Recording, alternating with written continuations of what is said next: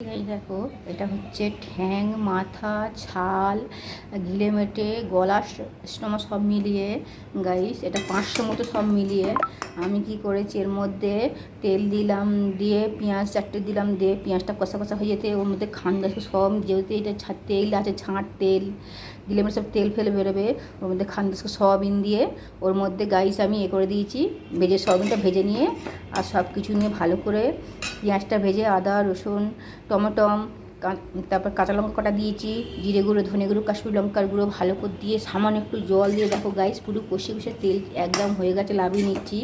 কষা কষা ছাঁটের তরকারি। তো গাইস তোমাদের ভালো লাগলে তোমার লাইক করবে, শেয়ার করবে, একটু সামান্য মিষ্টি দেবো, একটু ঘি দেবো, একটু গরম মশলা দেবো। তো গাইস ভালো লাগলে লাইক করবে, শেয়ার করবে। ছাঁট কষা তো গাইস তোমরা তো কেউ খাও কি আমি জানি না, তো আমাদের গ্রামের দিকে খুব খাই। আমি এখানে কাজ করি, আমার দিদি এসছে, মেয়ে এসছে, তো ওরা বললো খাবে, তো আমি নিয়ে এসেছিলাম, নিয়ে এসে আমাদের মুরগিগুলার থেকে নিয়ে এসে আমি বেঁচে রান্না করেছি।